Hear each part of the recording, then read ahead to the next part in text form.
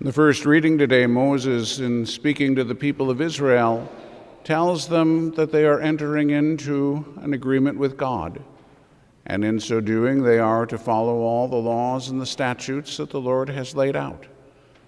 And he tells them, in fact, that they have to do these things exactly. When we look at the second reading, St. Paul goes well beyond. He tells us, for instance, that we are to practice charity, no matter what.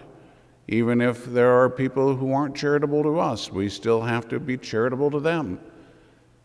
So in other words, what we want to be able to look at is to say, in the Old Covenant, there were specific laws, there were precepts that the people had to follow.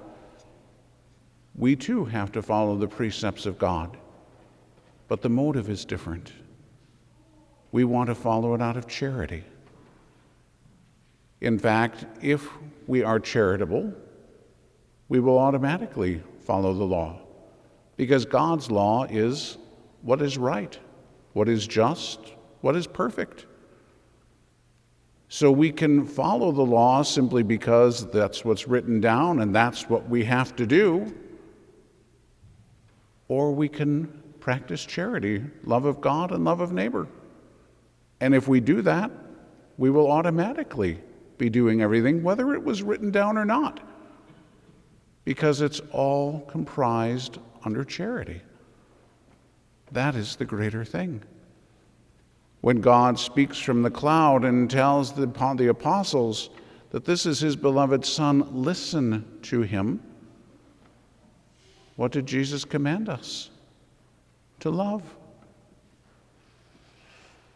So in other words, we can do the things that God said to do because they are the right things to do, and indeed they are, or we can do it the way that we were created to do it. That is, we can love God.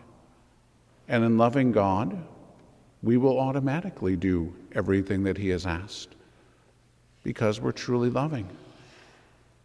And we need to see where the difference is, because if we are simply following the law because it's what the law says to do, eventually what's going to happen is, in our selfishness, we're going to break the law. We're going to do what we want to do. And we all do. We sin. If we truly love, we're not going to sin. We're not going to break the law, because we're acting out of charity, not out of selfishness. That's where the difference lies. So we can do the right thing just because it's the right thing to do, or we can do the right thing for the right reason. And the right reason is charity. That's what God created us for. So that's what our Lord has called us to. That's the difference when we look at the two covenants. The new covenant is the perfect one. It fulfills the old one. As the Lord said, he didn't come to do away with the law and the prophets, but to fulfill them. So the law and the prophets are all still there. We still have to follow the law, not the kosher laws, not all of the dictates that are there, because those have been done away with, but the moral laws are all still in place, and we still have to follow them. But we need to follow them for the right reason. That's what the new covenant builds upon. It is to love God and to love neighbor.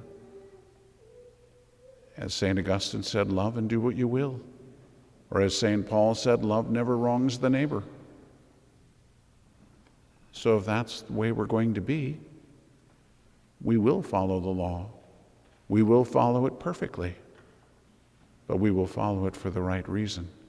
Not just because it's the right thing to do, but because it is the perfect way to do it. Out of love for the people, out of love for God, being who we were created to be, made in the image and likeness of God, who is love.